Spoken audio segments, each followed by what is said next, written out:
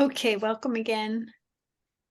This week we are focusing on chapter 10 and possibly chapter 11. Chapter 10, peace and happiness lie in the depths of our being. And we'll begin with our meditation.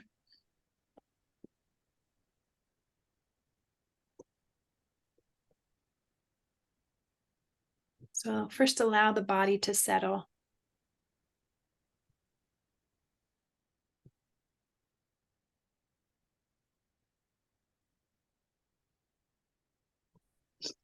And then allow the mind to follow its lead and to also settle.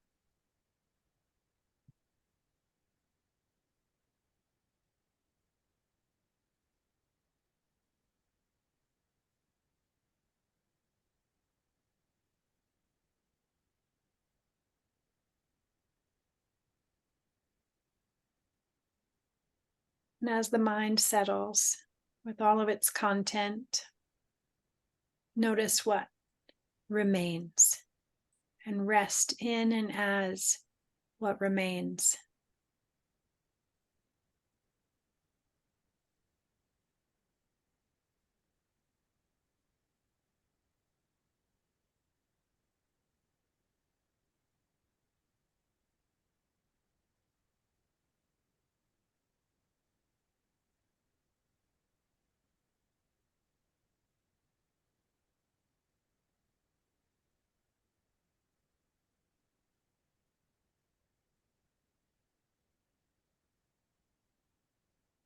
Rest as the presence of awareness. And use that sense of being myself to keep carrying you back. If you find yourself following mind out, use that sense of being myself to carry you back to prior to experience.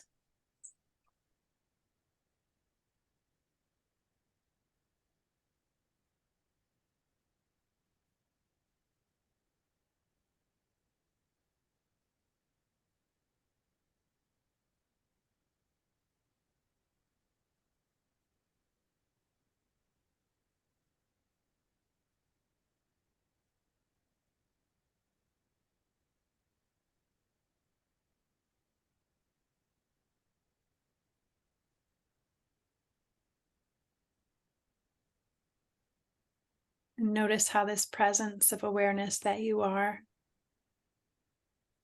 remains untouched, even as or if experiences come and go, even as there's sensations on the skin or sounds in the ears.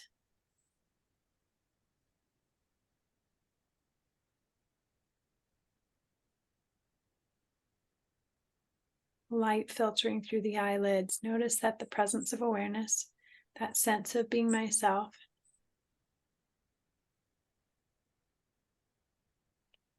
is unconditionally present.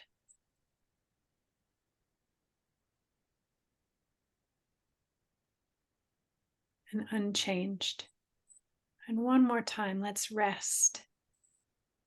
Simply rest in and as that unchanging presence.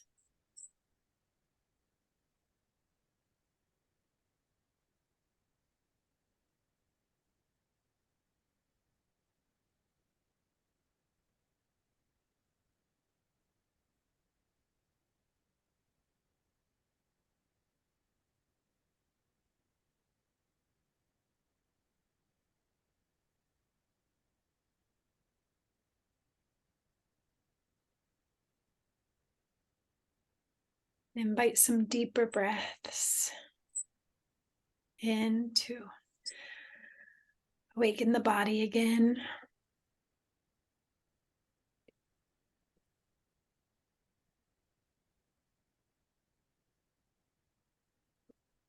And as you're ready, gently open your eyes.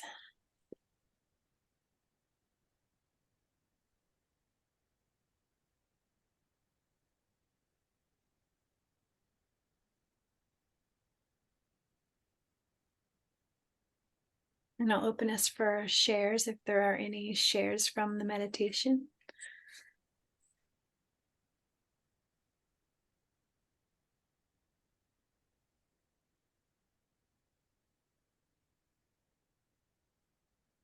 Okay, let's begin the reading. Chapter 10. So someone volunteer to read up to the first 3 asterisks in chapter 10.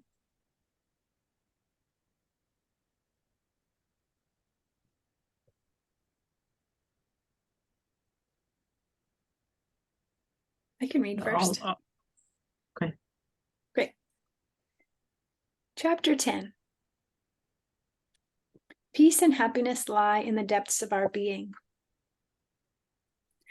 Once infinite being has contracted into the form of a person, it loses touch with its innate peace and happiness.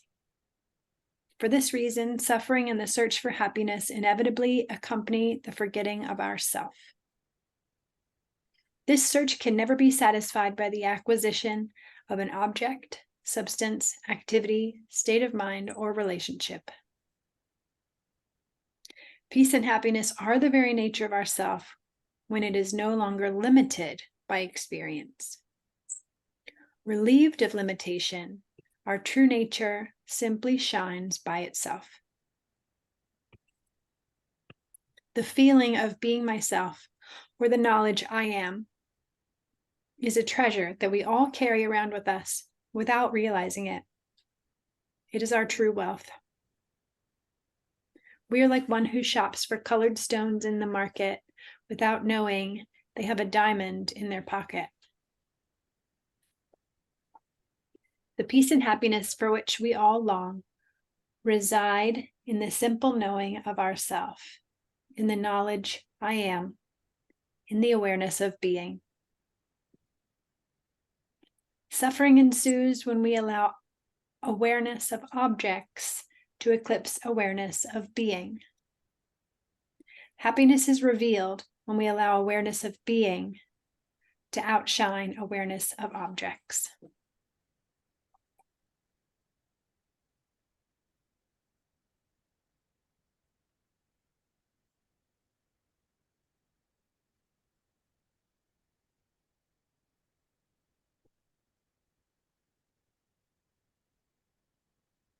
Mhm.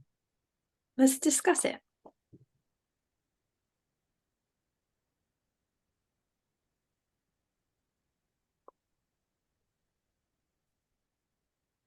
Well, right off the bat in that first sentence, when Spira says, once infinite being has contracted into the form of a person, it loses touch with its innate peace and happiness. And I like the use of the word contract because that kind of struck me as an interesting word to use, but yet I could resonate with that. It's like when I'm in my personhood, it feels like a contracted state. It feels maybe limited. And the opposite, the beautiful opposite of that is embodying the divine presence where it's limitless and it's expansive and it's moving forward always. So I just wanted to say that I found that use of the word contracted into personhood, or those words in the form of a person, to be interesting. Yeah. And I could relate to that. Yeah. Yeah. I really relate to that too, and relate to your share. And, in the practice of the work of Byron Katie, that specific practice is witnessing our presence when we are believing a thought and when we're not believing a thought. And I find that to be so powerful. Like it's bringing non-meditative states of being into meditation, and then moving back to a meditative state, and then back to, the non-meditative state into meditation, and then it's like, so, and then going, like, meditating on those non-meditative states of being, like, in an experience of suffering, contraction is baseline. Like, it's always contraction, because it's it's like all suffering is resistance. It's resisting the fullness of the moment of experience, and it's going like, I'm this, I'm that, it's this, it's that, or it should be this, or it should be that, it's like, it's always contracted, it's always limitation. So it's, yeah, I find it to be really helpful too. Like, such a helpful pointing that's all we're doing when suffering is taking place, is trying to limit an unlimited reality. Yeah, I like that. I want to stay aware of, as the witness, when I feel in that contraction, which is, I'm, how do I say, I resonate with the knowing that I am in that state, and yes, maybe allowing that to move through me, but I know that it's a very boxed in feeling, and I don't feel creative. I don't feel the forward momentum that I spoke of. So yeah, I think it's just being on the pulse of like your flow. And when I feel like I'm flowing in the opposite direction of the all that is, I'm resonating in personhood and contracted states. Yeah.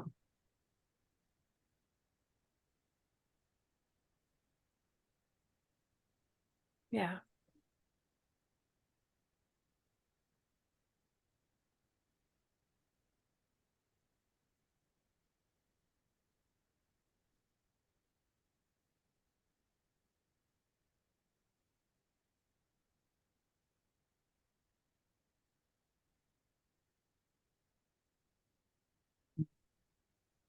Any other comments, or shall we read the next section?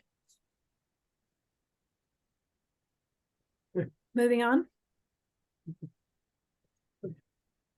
Anyone want to volunteer? Do you want to read, Caroline? Yeah, sure. Do you want me to stop at the next 3 dots? Yeah. Mm-hmm. Okay. It may seem legitimate to object that happiness, like all other feelings, comes and goes. However, in reality, happiness is like a patch of blue sky appearing among the clouds on an overcast day. At first glance, the blue sky looks like a temporary appearance within the clouds, just as happiness seems at first to be a fleeting experience arising between our afflictive emotions. The blue sky is, of course, the continuous background of the passing clouds, just as happiness is the ever-present background of all changing feelings. And just as the sky is never agitated by the weather, so the background of awareness is never disturbed by experience. Its nature is peace.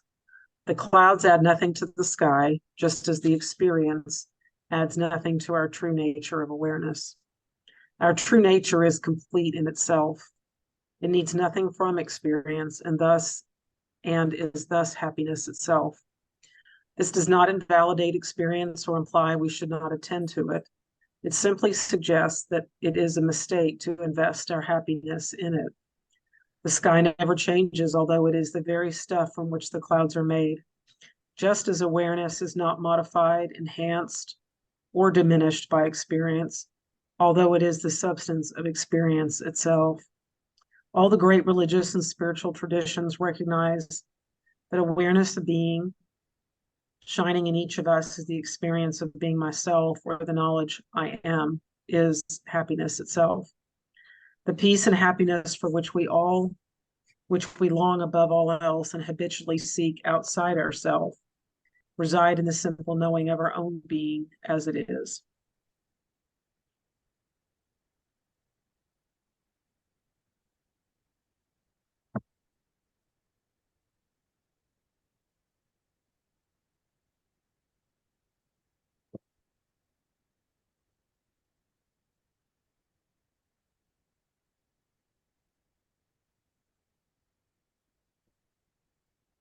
Yeah. So any comments about all that?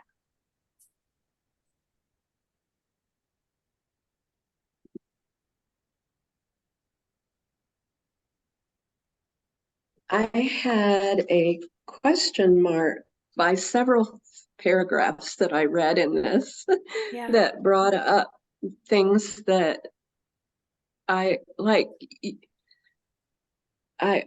I have hearts in other places. I resonate with things, and other things stir up questions like, and just as the sky is never agitated by the weather. Well, I've always thought of the sky and places where it says the sky doesn't change, the weather comes and goes. I've always thought of the clouds and the sky and all the changes, like the sky is always changing. I've identified the sky with what's going on with clouds and rain and wind and all of those things as part of it. And so my mind is trying to resort this and look at it from another possible standpoint here. Yeah. I found that quite interesting, that I just never thought of the sky as separate from the clouds and the sun and all of it. When I look up, whatever is up there to me is sky. Right. Included with all those other aspects of sky, whether it's dark or light, moon or sun, or cloudy or not cloudy or whatever. So I'm interested in anybody's thoughts about that. Yeah. Yeah, Have you jump in, ever William. flown in a plane above a storm? Oh yeah. Yeah. Many times. And noticed the difference above the clouds than beneath? Right. I think that clearness and gentleness and absence of weather might be what he's pointing to. Mm-hmm. Yeah, it's definitely a different perspective. And the clouds, when I look, even if I'm looking down at them, they still look like part of the sky to me. I don't know, it's just the way I've always seen it. So it's a switching of identification of things and perspective of how you see it. Yeah. Yeah. Yeah, it does. It seems like mostly a semantics kind of thing. I think the way he's using sky is just the space within which the weather appears, because there may be clouds there now, like I'm looking out my window and I'm seeing clouds, and then the clouds may go, but there's still space for more clouds, or like maybe the moon's behind the clouds and and then it'll reveal the moon and then the moon will go, but the space is still there. It's like it's the space and within which. I'm sorry, go ahead. That's okay. Yeah, I think it's just semantics. I think he's just referring to what he means by sky is just the space. Well, that's exactly what I was thinking when you were talking, because I can grasp that using the term space. Mm-hmm. But when I use the term sky, then I think of sky as all of these things, but space is endless and non-changing, Yeah. So I think you're right. Yeah. Well, and I think, again, I think we've kind of come to this before. He uses so many different metaphors. And I think this is part of why, because there's like, oh, the screen doesn't make sense to me. Oh, but a mirror makes sense to me. The sky doesn't make sense to me. Oh, but the watercolor paper makes sense to me. There's like, all of the metaphors can point to a different aspect of what he's talking about, which is, it's all the same truth. It's just like the beginning of the Tao Te Ching, that the Tao that can be told is not the eternal Tao. So any one telling isn't going to reveal all of the qualities of the true essence of our being. So yeah. Yeah, and I didn't, there wasn't anything in me that made that wrong. It was an awareness that my perspective is different and trying to figure out how that all fits together. So that's helpful. Yeah. Mm-hmm. I had a slightly different. Oh, pardon me. Go ahead. Um, he is saying blue sky, not just sky. So a particular condition of sky, like, you know, when we're looking, you know, it really doesn't matter actually. Sorry, I shouldn't have kicked that can further down the road. Caroline? Well, I was just thinking of the sky during this conversation and when we were reading, when I read it before, as like that projector screen. It's just always there. So I had I guess, a different viewpoint of this particular metaphor. I saw it as it's the unchanging in an arena up there that is full of changefulness. The weather is changing. The weather constantly changes, but the sky is always there. So I saw it as like the background of experience, and the way he referred to it when he spoke about the movie projected onto a screen. I see the clouds and thunder and rain and all of that are the things that are being shown on the screen of the sky. And I equate it to with thoughts. You know, the clouds are always passing like our thoughts. Just think like a tourist, you know, the clouds come and go, tourists come and go. But I suppose it's up for interpretation. And I guess when I read it, that's how I took it. Well, I guess maybe the point to note is, for me is it's just a metaphor to talk about the movement of happiness, the seeming impermanence of a state of happiness. But I'm trying to pin down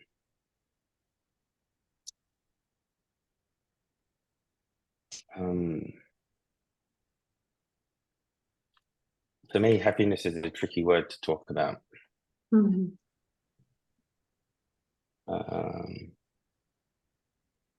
And yeah, so I'm just still getting, I mean, I believe I know what he's pointing to, but I'm just,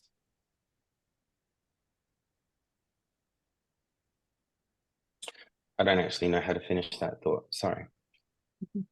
Yeah. Mhm. Well, I think what I hear you pointing to is, you know, even the metaphor of happiness, or like the term, the pointing of happiness is still something that's being told, right? That the Tao that can be told is not the eternal Tao. And I think a lot of teachers end up, you know, pointing to what our true nature isn't, you know, as perhaps a more accurate way to, you know, to get there. So I think, you know, and I think he's done that in previous chapters, but referring to the experience of the happiness that is our true nature is, you know, not seeking, not grasping, not disturbed, unchanging, you know, the spaciousness when suffering falls away.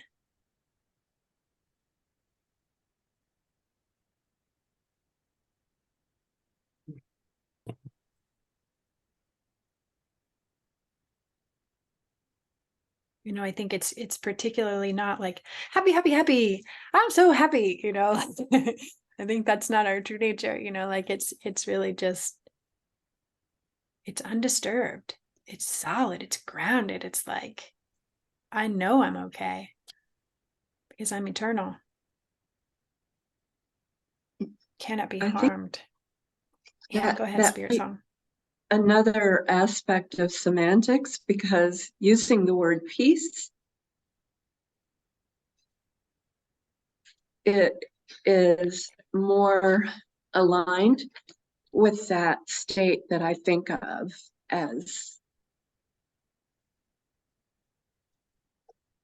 what some would call happiness, but happiness has a tendency to be associated with la la la la la la, you know, happy, happy, happy. But it's not the same as that eternal peace that somewhere in here it referenced that passes all understanding. That's our natural state. That's, to me, deeper than the sense of happiness. I don't know, just my thoughts. Yeah. Yeah. Well, and different teachers use different terms, for that reason. And I think in like in traditions that refer to Sanskrit, they refer to Ananda as that experience of our true state, which sometimes is referred to or translated as bliss. And Rupert translates that as happiness. And he often points to, he says the happiness for which we all long. But yeah, then other teachers say peace, or yeah.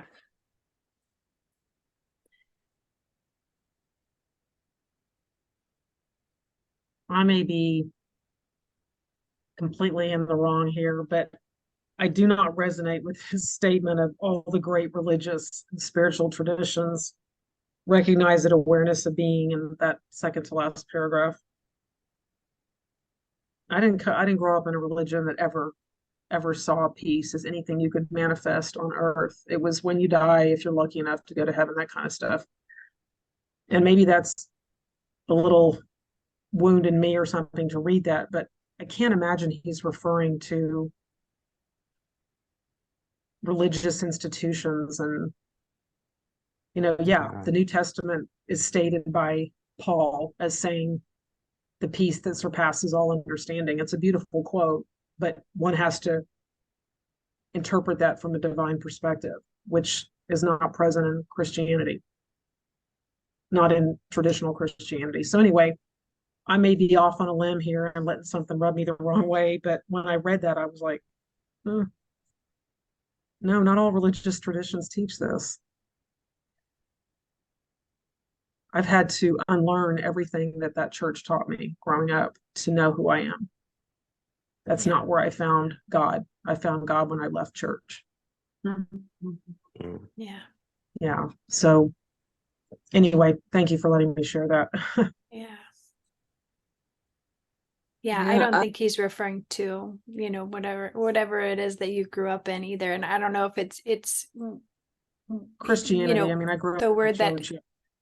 right. But I think what he means, perhaps when he says the great traditions, I think what that means to me, and I don't know, I'm reading into it, but I think that means not those that have been propagated through dogma, but those that have been propagated through actual depth of understanding and connection, which the way I refer to that is the mystic traditions, and I think there have been mystics connected to all religious traditions, but not all religious traditions have been informed by those mystics. But the religious traditions that have been informed by the mystics who've gone out and the sages and the prophets who oh, I get it, I see it, the shingles have fallen from my eyes and now I understand, and then they go back and and then those around them are impacted by that, and influenced by that. I think that's what he's referring to as the great traditions. But yeah, absolutely, I'm with you that not all, traditions and lineages are telling the same thing. Totally. They're not all saying the same thing. No, I was like, you were going to say something too. Yeah, to me, what the only way that makes sense is that the true teachings of the major religions and traditions, without man-made decorating of changing the wording, changing what the focus is to something that's different than what was the original intent. At one point, I studied a lot of different traditions and religions. When I was raised in a Christian home too. I had a calling at 14 to be a missionary. I went off to college as a ministerial student to go be a missionary. And then I had a third eye opening experience that changed all that just before I turned 19. And along my path of discovering what my own beliefs are, which is what came out in a discussion that changed that for me, I chose to keep the beautiful things from my tradition growing up, such as expressing joy of spirit through music, things that meant a lot. But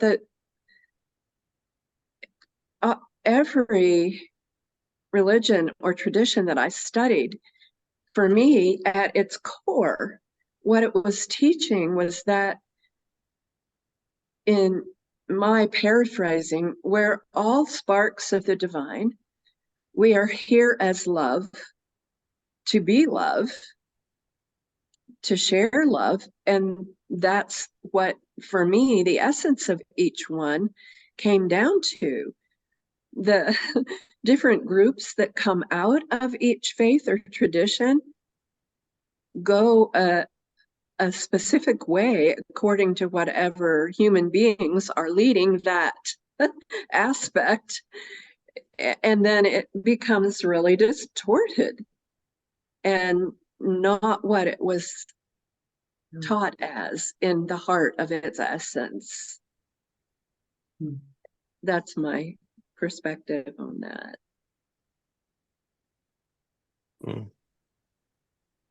I couldn't agree more.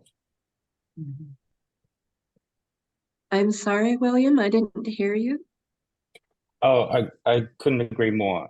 Oh. I echo your sentiments. Although I didn't come from a Christian upbringing, I grew up in an agnostic / atheistic household, and the Christian or religious situation in Australia is not quite what it is in America. So I didn't have any deprogramming to do, but I can totally see how that could come about. And my experience has also been eclectic. Like, I've circled around all of them, and just they're the same. It's the like geometric, natural principles that exist in all the great religions. And where you find those patterns and principles, they're all kind of talking about the same thing.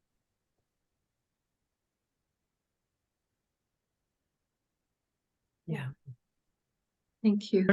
Thank you, William. There's definitely beautiful understandings that I can glean from a faith tradition such as I grew up Presbyterian, but that was all into the interpretation of unconscious ego, and I didn't see the mystic perspective. I didn't understand that Jesus was just a human who came down, and we, pedestalized the man and all these other things out of man's interpretation. But leaving that tradition, I can see Jesus in Christ consciousness as such a different narrative, and it's impactful. But anyway, I didn't mean to digress. I've noticed that Rupert has brought up that word religion before in this book, and I haven't said anything. And I was like, okay, I wonder what people in my group can share with me about that. Yeah. And I appreciate specifically, I think he says religious traditions, which to me is, different, but yeah. semantics. Yeah. William. And then I also think, let's hear from William and then let's keep reading. I was just going to say, I just did a reread of William James's The Varieties of Religious Experience, and That's your name. term, pardon? Your name. Right. And yeah, it's kind of always prickled me, this word religion, because it's kind of, like, what does it actually mean? But I tend to defer to when people like Rupert Spira referring to religion, really talking about the unseen and the spiritual, and very much less so the oh gosh, we've already covered it all. Shall we move on? I'm happy for you to repeat it. I'm hopeless. No, that's okay. Okay. Would you like to read the next section? Sure. On 91. I don't have page numbers. Is it Okay. just starts with just as Yes. empty space? Yes. Right. Just as empty space before anything appears in it cannot be agitated, for there is nothing there which could do so. Our essential self or being, before the arising of any experience, contains nothing in itself other than itself which could possibly disturb it. And just as the condition of empty space does not change when objects appear within it, so the nature of our essential self remains the same during any experience, irrespective of its content. Thus, its natural condition is peace. It does not need to be made peaceful by effort, practice, or discipline. It simply needs to be recognized as such. It recognizes itself. The peace that passeth understanding is inherent in our own being. It is our own being and is not derived from objective experience. It is only when we allow ourselves to be colored by the content of experience that we appear to assume its qualities. If our thoughts, sensations, or perceptions are agitated, we seem to acquire their agitation. We lose ourself in experience, and our innate peace is temporarily obscured. However, just as the screen upon which a movie plays is never itself fragmented by the appearance of objects and characters, so our essential self or being is never divided, modified, or harmed by experience. It is always in the same pristine condition, lacking nothing, holding on to nothing, seeking nothing. Its nature is ease, fulfillment, peace. Happiness is the very nature of ourself. It is our self's knowledge of itself. The knowing of being is itself happiness. Happiness is unconditional because it is not caused by or dependent upon anything that does or does not take place in experience. When Krishnamurti said, "I don't mind what happens," he didn't mean to imply that he did not care. He simply meant that his happiness was not invested in the content of experience.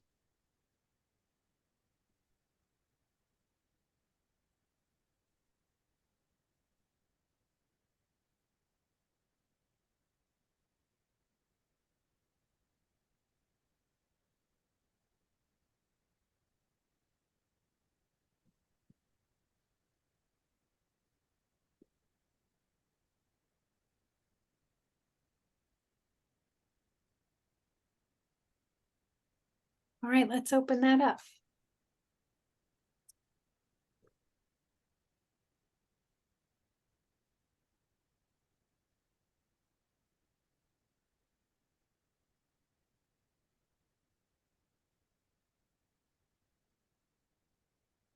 I love how he keeps using space. For me, that one metaphor is really helpful, the empty space, and how that is equivalent to our essential self. And what that brings me back to rereading it with you all now is, you know, how he's talked about our essential self is that which doesn't change, right? So it's like where things don't come and go. And so anything that comes and goes is not our essential self. So it just, yeah, it just keeps, as we, you know, like I've already read this book before we read this, you started this group.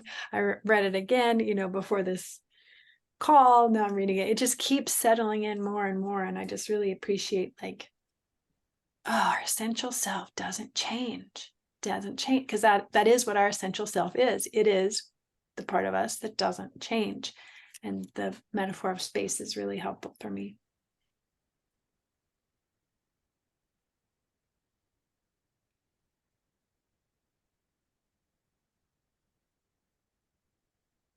And I also really appreciate the sentence, happiness is our self's knowledge of itself. When that essential self, that space, can turn around and see itself, that is happiness. Like, wow, that's so profound. Like, usually we're looking out and we're aware of all the things. Yeah. But being aware of self is where there's nothing needed. Go ahead. I was just going to say it points to a very non-sensuous happiness. Or that happiness is a non-sensuous quality.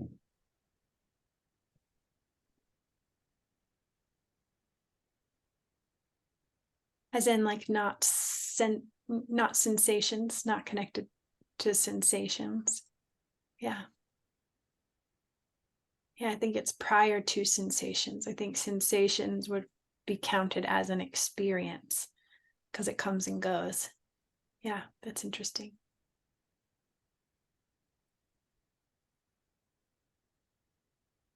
I found a lot of resonance in the speaking of happiness, the word that he states it's unconditional.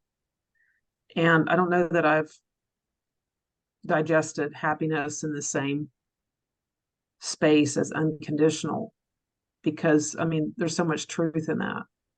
Yeah. To the world, happiness is so conditional, so transactional, so external. Yeah. So reliant upon experience that, you know, most humans having experiences here in Earth School are unable to transcend to that peaceful state of just resting in the knowing that happiness comes from within, that it's not reliant upon conditions, no dependence upon anything else. And then it led me, when I read this, his final quote there with Krishnamurti, I don't mind what happens. And I remember at some point on this path feeling like the world doesn't get me because I look apathetic. I look like I don't care. And so it's like holding space for that situation. But it was, you know, it struck me as a tad hurtful at first. But I remember asking someone I knew that had been on the path for many, many years when I was new, so to speak, to the awakening process, what's been a difficult part of your journey? And he said that I appear apathetic to the world, that I don't care. But the truth is, of course I do. But to the world, they see me. So I completely, like, really contemplated that final one, because as Spira said, you know, Krishnamurti meant that happiness was not invested in the content of experience. It is unconditional. So I had to do some healing around that, you know, I'm good with where I am, but I have to let go of what the world sees as what happiness is and what's their take on, you know, I've become uncaring or unattached, avoidant. Yeah. My happiness could not be reliant on their opinion of me, which was conditional in and of itself. Yeah. it is such a tricky path to walk, like to have so much care for others and the state of the world, but to not be primarily invested there because we're turning our attention to the unconditional well-being, and how to walk that balance of like, I do care. I care so deeply and I want you to be so well. And how do we do that? I think those are the big lessons of being here on earth. Yeah. And to me, part of the mystery of that is when we are aware of something where other beings may be harmed by our not taking action. Like when Molly was a child, twice I had to involve the press to get a situation changed in her school to help other parents know what was happening and the children to be safe. And here she is, you know, all these years later, finding herself in the same kind of position. But what I was trying to share with her today, you can do that, what you've been called to do, to protect those who are innocent, and need someone who can help and protect. You can do that from a place of peace and power, of awareness that what you're doing may be saving somebody's life or changing their life forever in a good way. But you don't have to be agitated to do it.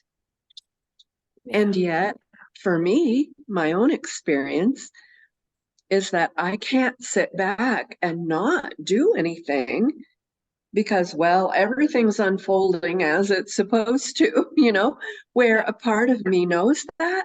There's still a part of me that feels a responsibility in my little corner of the world. I can't change so much of what's happening that is not coming from a place of love. But from a place of love, I can step forward and do what needs to be done. Yeah. In that way. Yeah. And there's a whole difference between, and I don't even, another part of the mystery, the question marks for me is, I believe all of our different emotions are like the colors in the coloring box, and every one of them is perfect. There are some we like to color with. We like how they look. We like how they feel, but they're all beautiful in their own way. And so I'm not sure where I'm trying to go with this. Maybe you have a sense of what I'm trying to say. Even emotions getting revved up, when I was in a situation where if my emotion hadn't gotten revved up, my intuition hadn't been felt, I might have run over a child that ran out in the street. And there was emotion for me around that, gratitude and connection with the mother's emotion. And then I was whacked in the back of my car because somebody else coming along wasn't paying attention. But my overall experience of that was just deep gratitude that I was able to see this child running across the yard and anticipate that it's possible he might not stop when he got to the street. That wasn't a mistake, but a sense of being in this place where I'm not observing anything but my peace inside might have kept me from seeing that. I don't know. This chapter, more than any other that I've read, has raised all kinds of questions for me that are not about good and bad, right or wrong, but the complexity of the great mystery we're in with all of this as humans in human earth suits on this 3D plane. You know? Yeah. Spirit Song, would you like to read our next section? Sure.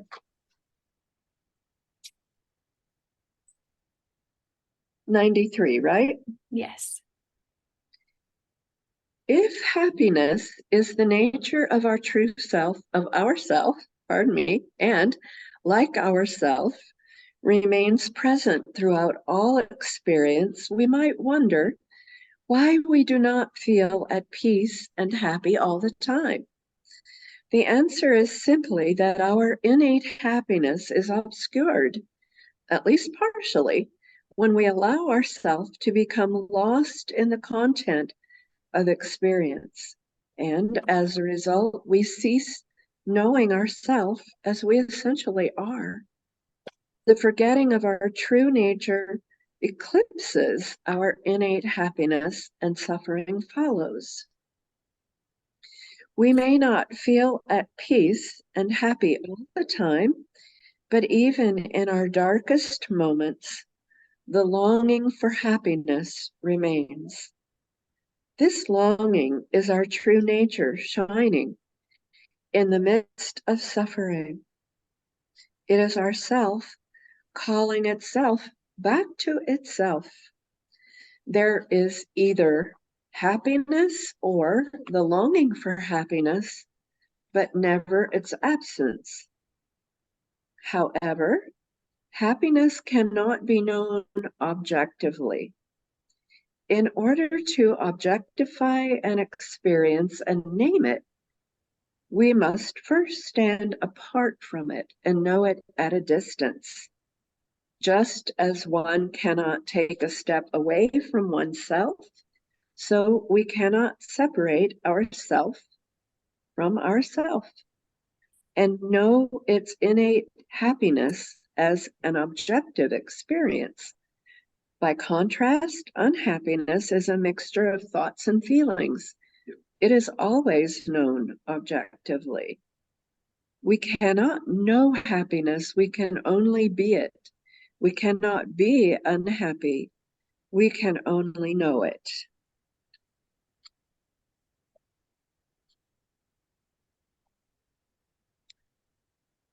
Should I go ahead with that last little I bit think let's there? just pause. Okay. Okay.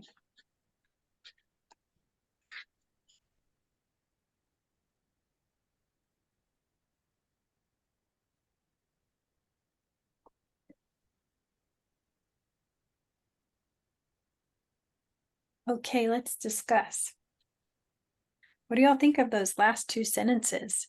We cannot know happiness. We can only be it. We cannot be unhappy. We can only know it.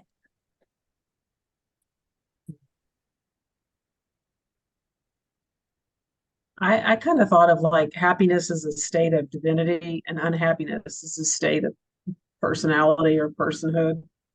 So when we're in our higher self, our higher mind, we can really touch and taste and feel the peace and love and joy of happiness. And he also mentions that that happiness cannot be known objectively, which I thought was an interesting point. In order to objectify an experience, we have to stand apart from it and then look at it from a distance and then determine what we think it is, which is all perception, which is completely coming from the ego mind. But I do like the way he kind of quantified that with, we cannot really know happiness. I always used to say joy is our natural state. So we're already there. To not be there is to stand apart and objectively see our experience and identify with all the things that are running around us. The experience, I guess we call it. Yeah. So fascinating, right? So fascinating. It is. Jump in, William. I swap in. It seems like he's using juxtaposition here to point to happiness as beingness, and by the logic of the sentence, we cannot be unbeing.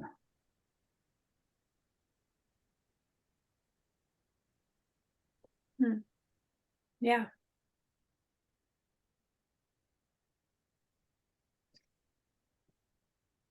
We can only be being. We cannot be unbeing. We can only know unbeing. And we can't. Yeah, I had it succinct the first time. Yeah. I appreciate That's that. what he's, saying all along, that beingness is synonymous with happiness, peace, nothingness, really. But nothingness can be an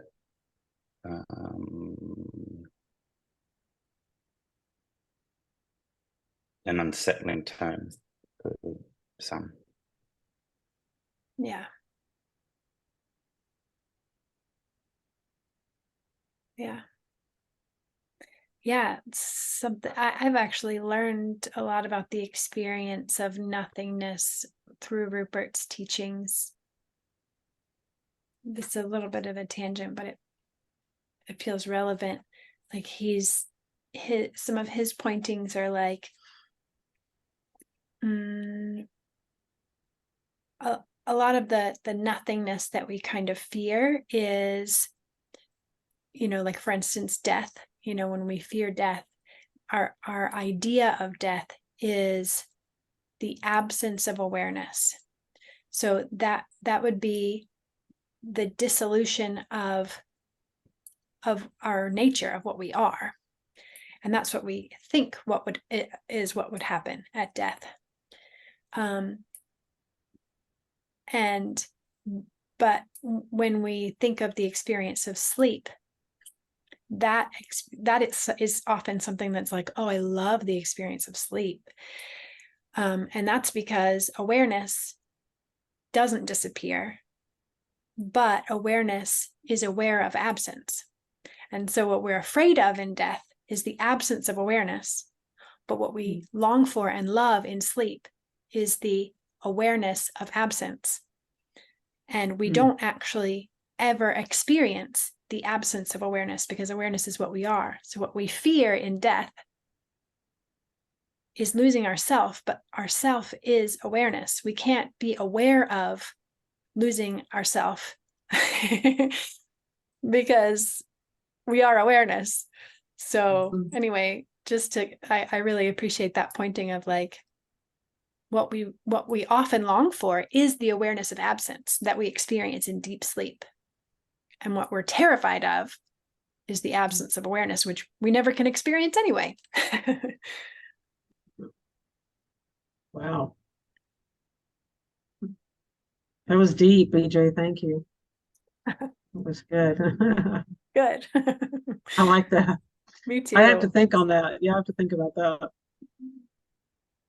Yeah. Yeah. I used to ask myself when I go to sleep and I dream, is that actually the real reality? Like I'm in a 4D consciousness state, and yeah, the stories can seem wacky and weird, but maybe that is the real reality. And I'm just living this pretend existence on this big stage here right when I wake up. But, it is interesting. That was an interesting comment. Thank you. Yeah. So we can only be afraid of losing what we think we are, not what we actually are. Exactly. Mhm.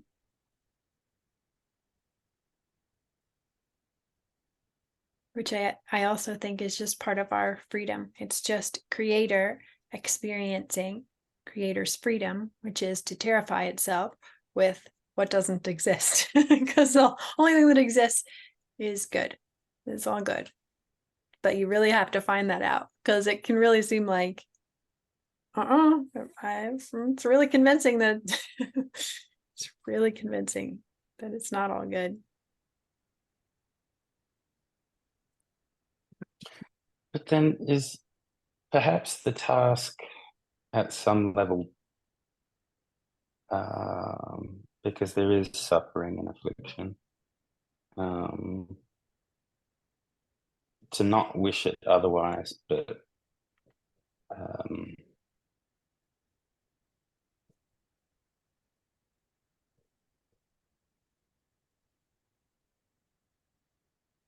realize that, you know, you are all goodness experiencing this business. And so, okay.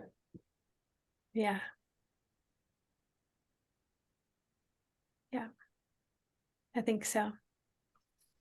I think the end of suffering, finding the end of suffering was like my tagline for years. Like that's me. That's my passion. That's my joy. That's where I'm headed. That's my mission.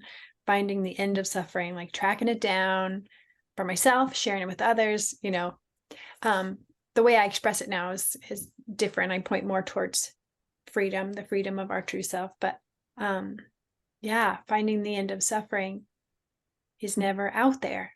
It's like, can you sit right here and find the end of suffering? Can you brush your teeth and find the end of suffering? Can you do whatever the heck it is you're doing?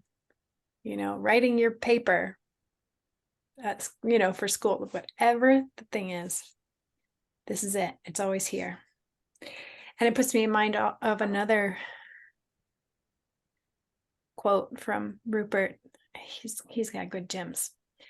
But one of my favorites from him is like something like the realization, like living the realization, points us towards ceasing asking the world to serve our happiness and instead using our happiness to serve the world. Good one. He's so good, right? He's so good at that. He just like boils these truths down to like, oh, got it. So good at that.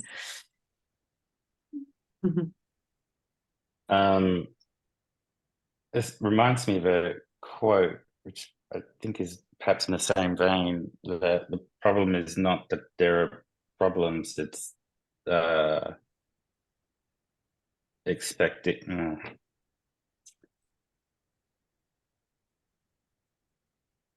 The problem is not that there are problems, it's expecting otherwise and making it a problem that that's not the case. Right. There's a very succinct. Never mind that. I'll just find it very briefly. Yeah, maybe you it's can not share any it on our more thread. profound than. I'll do that. Sounds great. Yeah. And it really sounds like, you know, just allowing the experience of problems to come and go, because they do. You know, it's like, oh, I've got a flat tire. Well, I won't have a flat tire forever. You know, that comes and goes. Like there are problems, but they come and go. They can't touch the space within which they arise. They never touch that peace, unperturbed peace.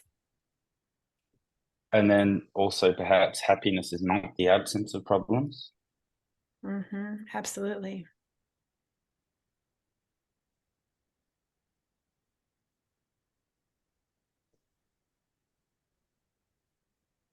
Yeah. I've joked in the past that I would make a t-shirt that says Great news. Nothing's ever going to make you happy.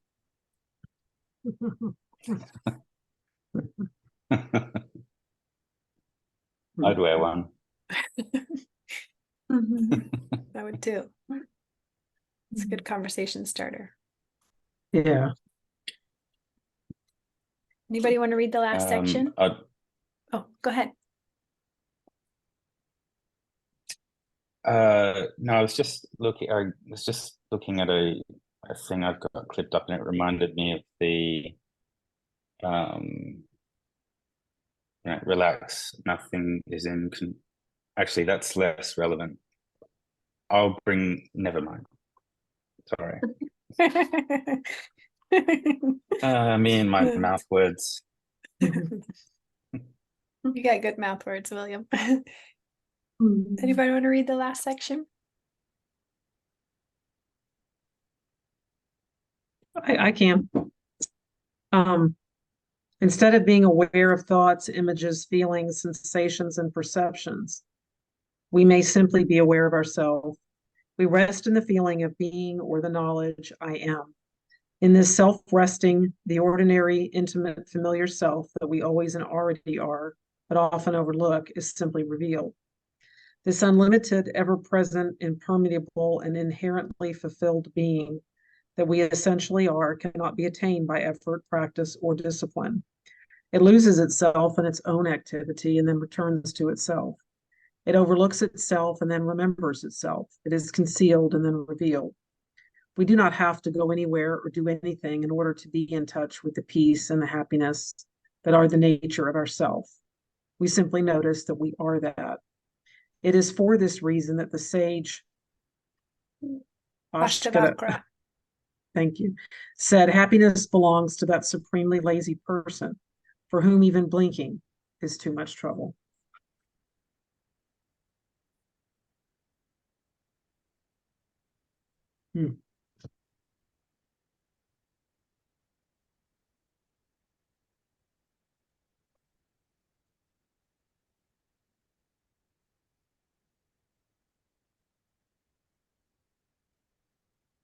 Let's discuss that.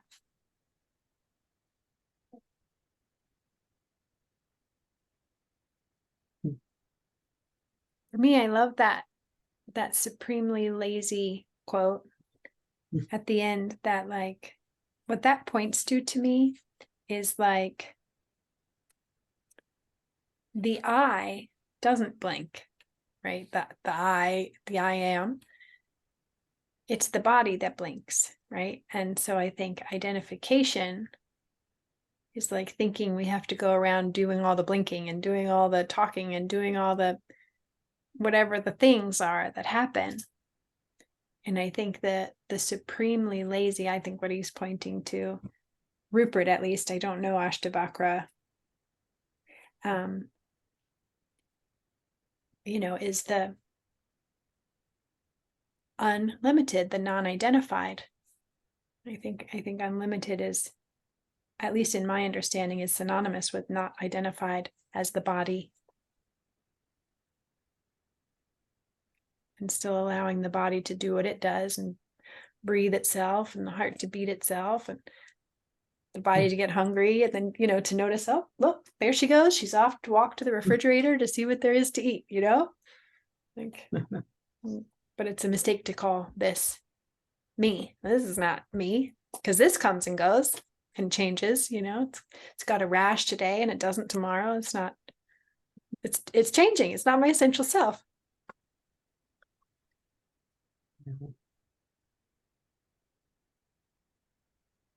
Well, that state that he opens, instead of being aware of thoughts, images, feelings, sensations, that's such an important part of, in my humble opinion, that's an important part of this whole path, is to become aware of those things. And then I suppose for myself, the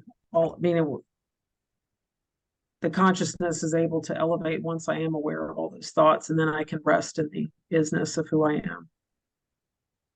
Yeah. But there was an awful lot of, excuse me, I have a mosquito right here. Like, oh, I thought you were waving away all that content. No, I'm like, the mosquitoes here have been really bad. Anyway, I just saw one. It's like hovering, looking at my arm, like, oh, dinner time. I'm like, no. So anyway, that the process of rising, spiraling to this elevated sense of just defaulting to the isness there, the being aware of ourself. That's a beautiful, beautiful place to land. Yeah. But there's a lot of work to get there, it's Mhm. definitely. And I think about how the world, what was that old quote that said, happy is as happy does? Do you remember this? Yeah, Because I think that's in right. the world, it's all about what you're doing that makes you happy. It's not about resting and being present in your own state. It's about, I've got to be busy. I got to do to be happy. Mm. So it's unlearning all of that. And then, going through the process of being aware of all of your thoughts and learning to become the witness and the observer self and the sensations that we have. It's a beautiful, spiral. And I love what he says about ourself. It loses itself in its own activity, then returns to self. It overlooks itself and then remembers itself. It's this beautiful interplay of I'm this, I'm that, but at the end of the day, at all times, we are the state of the I am presence. Yeah. We simply know we are. Yeah.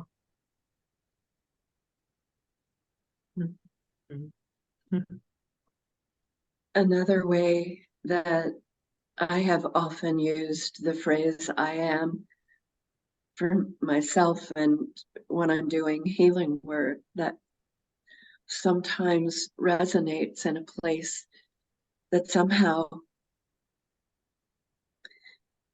makes more sense is simply I am that I am. It's like a container. I am can be going anywhere, whatever else you attach to it. I am whatever. But I am that I am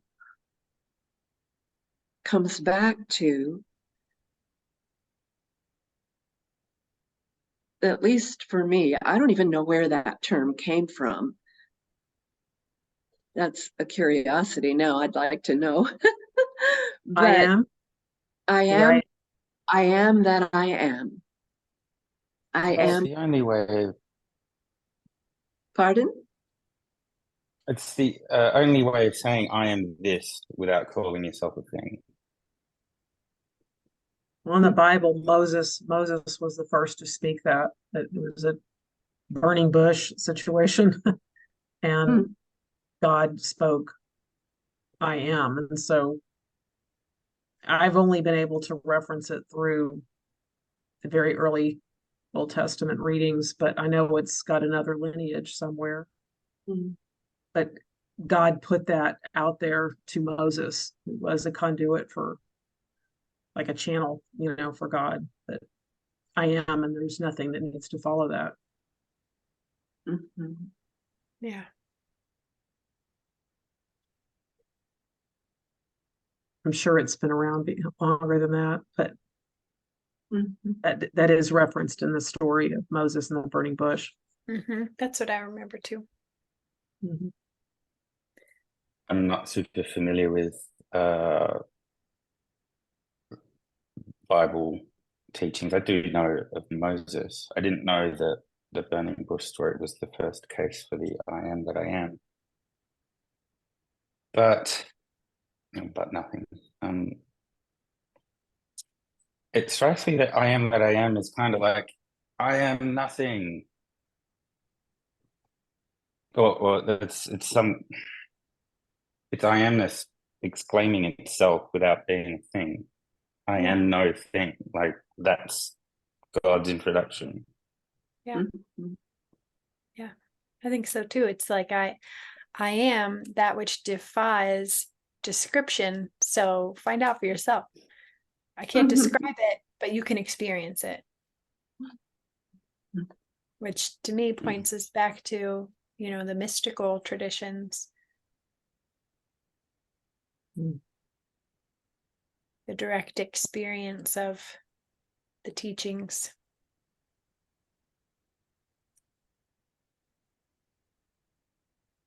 I am nothing leads to I am everything. Exactly. You just took the words right out of my mouth. Yep, exactly. The mystery of that. What am I? I am all of it, everything, and I am none of it. Yeah. Nothing. Yeah. That great mystery. I Yeah, am. Joe Dispenza says you go from being somebody to nobody to everybody Mhm. on the conscious path, which I love that. Somebody to nobody to then everybody. Yeah.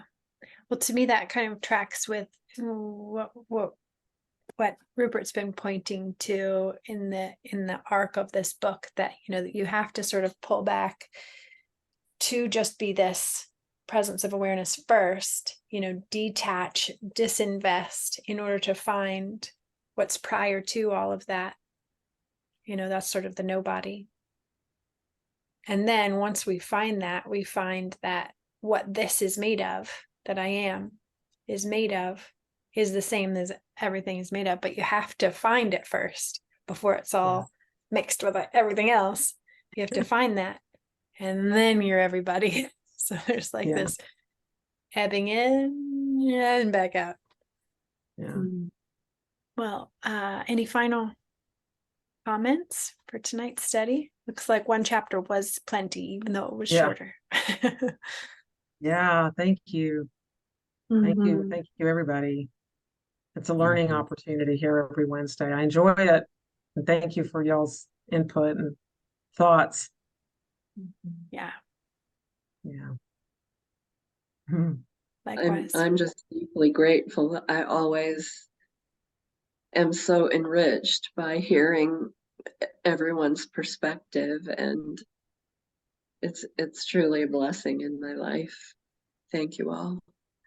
And thank you, BJ, for creating the container for this so that we can meet this way and share. Yeah. You're welcome. Thanks for joining me in the study. Thanks to Rupert and all of his teachers. Oh, yeah.